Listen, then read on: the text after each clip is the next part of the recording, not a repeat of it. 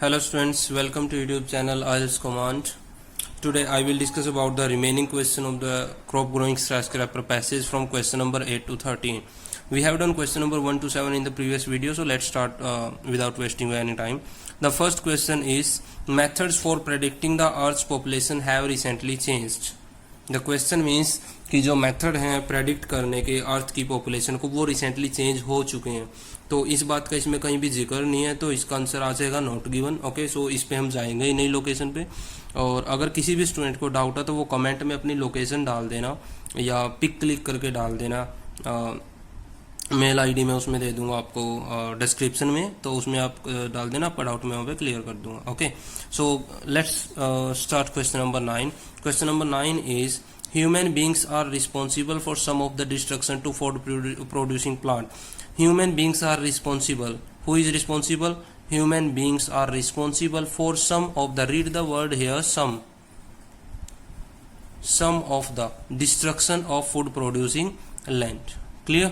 अब देखो इसका मतलब क्या है. उसने बोला कि जो ह्यूमन बीइंग है, जो आदमी है, वो रिस्पॉन्सिबल है किसके लिए?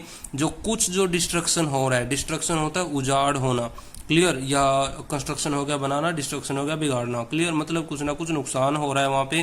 किसको नुकसान हो रहा है? To food producing land, food producing land को नुकसान हो रहा है. ये चीज़ आ रही है समझ में? ओके, मतलब कि जो फूड प्रोड्यूसिंग लैंड को नुकसान हो रहा है, कुछ जो नुकसान हो रहा है, some means you can say less than 50%, okay, 30%, 35%, कुछ जो नुकसान हो रहा है, ज़्यादा नहीं हो रहा, सिर्फ कुछ ही नुकसान हो रहा है, उसके लिए कौन रिस्पॉन्सिबल है? ह्यूमन बीइंग रिस्पॉन्सिबल है. इसका आंसर है ट्रू. ट्रू क्यों है ये मैं आपको समझाता हूँ. ये क्वेश्चन आप यहाँ से समझो. यहाँ पे देखो, at present through out the world over 80% of the land that is suitable for raising crops is in use. कि पूरी दुनिया की अगर हम बात करें ना एट प्रेजेंट, तो जो 80% लैंड है वो सूटेबल है किसके लिए? क्रॉप्स उगाने के लिए, वो यूज में है. और 80% historically some 15% of that has been laid waste by poor management practices. लेकिन जो कुछ 15% है ना, वो वेस्ट पड़ी हुई है. किसकी वजह से पड़ी हुई है? पुअर मैनेजमेंट प्रैक्टिसेस की वजह से. तो यहाँ से बच्चे आपने अपनी सेंस लगानी है कि जो मैनेजमेंट प्रैक्टिस करनी है लैंड की, वो किसने करनी है? गॉड तो खुद आके वहाँ पे कर नहीं सकता, एनिमल नहीं कर सकते, किसने करनी है? ह्यूमन बीइंग ने करनी है. तो सीधी सीधी बात है, जो 15% जो वेस्ट पड़ी हुई है उसके लिए कौन रिस्पॉन्सिबल है? ह्यूमन बीइंग रिस्पॉन्सिबल है. क्लियर? यहाँ से ये बात समझ में आएगी. 15% लैंड एग्रीकल्चर के लिए जो वेस्ट पड़ी हुई है, जिसपे एग्रीकल्चर हो सकती है, वो किसकी वजह से पड़ी है? ह्यूमन बीइंग की वजह से पड़ी है. और क्वेश्चन भी हमारा सेम था. चलो वापिस क्वेश्चन पे चलते हैं. अब यहाँ पे क्वेश्चन भी रीड करो कि ह्यूमन बीइंग रिस्पॉन्सिबल है जो कुछ नुकसान हो रहा है फूड प्रोड्यूसिंग लैंड को. तो same information is in the question and same in the passage, so answer is true. Okay, ये सबका क्लियर हो गया. Okay, then question number 10, read the question number 10. The crops produced in vertical farms will depend on the season. कि जो फसलें उगाई जाएंगी vertical farm के अंदर, वो डिपेंड करेंगी, निर्भर होंगी सीजन के ऊपर. सीजन होता है मौसम, जैसे rainy season, winter season, summer season. Okay, ये सीजन की जो क्रॉप उगाई जाएंगी, फसलें उगाई जाएंगी वर्टिकल फार्म के अंदर, वो डिपेंड करेंगी सीजन के ऊपर, मौसम के ऊपर, कि विंटर सीजन है, समर सीजन है. Okay, the answer for the 10th question is false. Why it is false? Let's clear in the passage. Here is the location of the second page. For instance, means for an example, crops would be produced all year round. कि फसलें उगाई जा सकेंगी पूरे का पूरा साल. As they would be kept, जैसा कि उनको रखा जाएगा, in artificially. artificially मतलब man made. नेचुरल जो वर्ड है उसका अपोजिट है. Controlled optimum growing condition. कि अब फसलें ना पूरी साल उगाई जा सकेंगी. वेट ही नहीं करना है किसी भी सीजन का. क्यों नहीं वेट करना है? क्योंकि जो होगा उनको रखा जाएगा artificially controlled optimum growing condition. Man made condition ऐसी बना दी जाएगी, मान लो कि कोई सब्जी है या कोई भी फ्रूट है, उसको चाहिए सर्दी, तो एसी लगा देंगे वहाँ पे लाइक. और अगर उनको चाहिए गर्मी तो वो प्रोवाइड करा देंगे. चाहे सीजन और रियलिटी में सर्दी का ही हो. क्लियर? मतलब कि मैन मेड सिचुएशन ऐसी बना देंगे कि जो टेम्परेचर उसको चाहिए वो उनको प्रोवाइड करा दिया जाएगा. मतलब कि सीजन पे डिपेंड नहीं रहेंगे. इनका कहने का मतलब ये है कि कोई भी फसल उसको पूरी साल हम उगा सकते हैं. और क्वेश्चन में उसने क्या बोला है वापिस आगे देखते हैं. बट क्वेश्चन में बोला है स्टूडेंट्स उसने the crops produced in vertical farms will depend on the season, की जो फसलें उगाई जाएंगी वर्टिकल फार्म के अंदर वो सीजन के ऊपर डिपेंड करेंगी। लेकिन पैसेज में बोला है कि the all crops can be grown throughout the year, okay, there is no need of any particular season that can be create man made manually, okay, कि वो manually man made उसको create किया जा सकता है। So answer for the 10th question is false, okay, clear, okay, now let's start 11th question। Some damage to food crops is caused by climate change, कि जो कुछ नुकसान हो रहा है फूड क्रॉप्स को खाने की जो फसलें हैं इज कोस्ड बाय किसकी वजह से हो रहा है, क्लाइमेट में चेंज की वजह से हो रहा है। Answer is true. Why it is true, let's go to the location. Here is the location for the 11th question.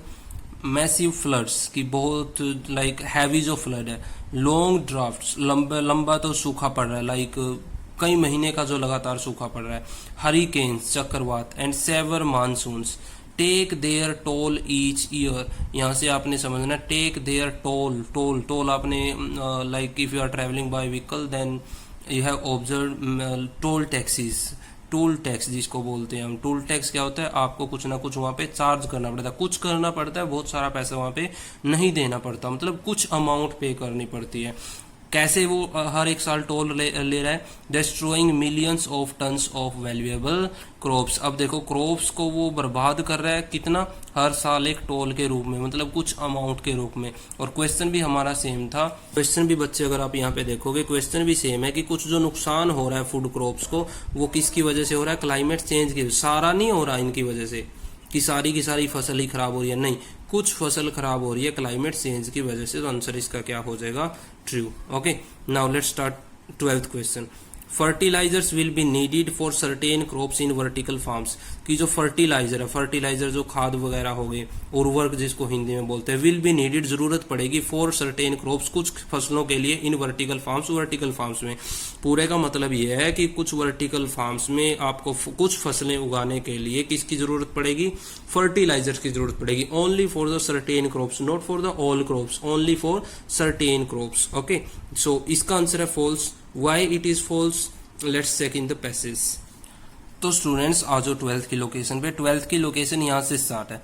All the food could be grown organically, कि ऑल द फूड, सारे के सारे फूड उगाए जा सकेंगे organically. Organic जो farming होती है, लाइक बिना खाद के जो फार्मिंग होती है, ओके, वो क्या करेंगे, eliminating the need for herbicide, pesticides and fertilizers. Eliminate करेंगे, एलिमिनेट होता है खत्म करना, जरूरत किसकी, हर्बिसाइड्स की, पेस्टिसाइड्स की और फर्टिलाइजर्स की। अब देखो ऑल द फूड, सारे का सारा फूड उगाया जाएगा ऑर्गेनिकली, मतलब कि एक भी सिंगल क्रॉप ऐसी नहीं होगी, कोई भी फूड क्रॉप ऐसी नहीं होगी वर्टिकल फार्म में जिसमें आपको हर्बिसाइड की जरूरत पड़े, पेस्टिसाइड्स की जरूरत पड़े या फिर फर्टिलाइजर्स की जरूरत पड़े। ओके, मतलब कि हर एक फसल बिना फर्टिलाइजर के उगाई जाएगी। अब क्वेश्चन में देखो बच्चे क्या है, क्वेश्चन में स्टूडेंट्स उसने बोला है कि फर्टिलाइजर की जरूरत पड़ेगी कुछ क्रॉप्स में, लेकिन नहीं, पैसेज में हमने क्या रीड किया है कि सारी की सारी फसलें ऑर्गेनिक तरीके से उगाई जाएंगी। तो opposite there is the contradiction in the information of the question and information given in the passage, so answer is false here। ये चीज सबको समझ में आ गई होगी कि false क्यों है। अब चलते हैं 13 क्वेश्चन के ऊपर। 13 क्वेश्चन है, vertical farming will make plants less likely to be affected by infectious diseases, कि जो वर्टिकल फार्मिंग है वो प्लांट्स को बना देगी कि वो कम अफेक्ट होंगे, कम प्रभावित होंगे इन्फेक्शियस डिसीज से। क्वेश्चन ध्यान से समझो बच्चे, वर्टिकल फार्मिंग जो होगी वो प्लांट्स को ऐसा बना देगी कि वो प्रभावित, अफेक्टेड कम होंगे इन्फेक्शियस डिसीज से। ओके, अब इसका आंसर है ट्रू। ट्रू क्यों है ये आपको मैं पैसेज से समझाता हूँ। चलो वापस पैसेज पे। तो बच्चे यहीं पे 12th के बाद ही इसकी लोकेशन स्टार्ट है। अभी हमने रीड किया था कि सारे का सारा फूड ऑर्गेनिक उगाया जाएगा, फर्टिलाइजर की जरूरत नहीं पड़ेगी। उससे अगली लाइन आप रीड करो, the system would greatly reduce the incidence of many infectious diseases that are acquired at the agricultural interface, की जो वर्टिकल फार्मिंग होगी ना, ये जो सिस्टम होगा ये ग्रेटली मतलब 85-90% रिड्यूस कर देगा, कम कर देगा द इंसिडेंस, जो घटना होती है मैनी इन्फेक्शियस डिसीज की, बहुत सारे इन्फेक्शियस डिसीजेज की। तो वहां पे देखो, वहां पे उसने, यहाँ पहले तो पैसेज में समझो, उसने बोला रिड्यूस कर देगा बहुत सारे जो इन्फेक्शियस डिसीज हैं उनकी इंसिडेंस को, मतलब कि बहुत सारे, लेकिन कुछ ऐसी भी होंगी जो हो सकती हैं। ये वर्ड यहाँ पे ध्यान रखना, मैनी इन्फेक्शियस डिसीज, मतलब लेकिन ज्यादातर को क्या कर देगा, कम कर देगा। सेम अगर हम पैसेज में देखें, वही उसने बोला vertical farming less likely to be affected, की कम अफेक्ट होने देगी, अफेक्ट तो होंगे लेकिन कम अफेक्ट होने देंगी। सेम वहां पे आपको पैसेज में गिवन है। तो if the information of the question and information that is given in the passage are matching with each other then answer is true. So 8 to 13th question हमने कर लिए, true false not given, crop growing skyscraper passage के। तो students अगर किसी भी question में आपको डाउट रहता है तो आप प्लीज़ कमेंट सेक्शन में मेरे को कमेंट कर देना, मैं ट्राई करूंगा आपका जो डाउट है उसको सोल्व करने की। और ऑल स्टूडेंट्स जो भी आइल्स कर रहे हैं प्लीज़ चैनल को सब्सक्राइब कर लो, इस पे मैं हर एक रीडिंग सोल्व करने वाला हूँ, चाहे आइल्स फीवर की हो, चाहे कैम्ब्रिज की हो, बैरन की हो, जो मर्जी रीडिंग हो, हर रीडिंग के मैं यहाँ पे सॉल्यूशन डालने जा रहा हूँ। बस आप मेरे को थोड़ा सा मोटिवेट करते रहो, सब्सक्राइबर आप बढ़ाते रहो। एक बार आप सब्सक्राइबर बढ़ाओ, फिर देखना इस पे मैं ऐसी ऐसी चीज़ें लेके आने वाला हूँ कि स्टूडेंट्स को इंस्टीट्यूट जाने की ज़रूरत नहीं पड़ेगी, ऑनलाइन उनकी क्लास में अटेंड कराऊंगा without any cost. Okay, so I need your support. Okay, तो मेरे को लगता है आप समझोगे और आप सपोर्ट करोगे। So good bye students and best of luck who have booked the exam for the IELTS. Okay, so best of luck to all of you, and if you have any problem in reading, listening, writing, speaking in any module, you can comment me and I will put email ID in the description of the video, so you can also share your message with me via email. Okay, so goodbye students.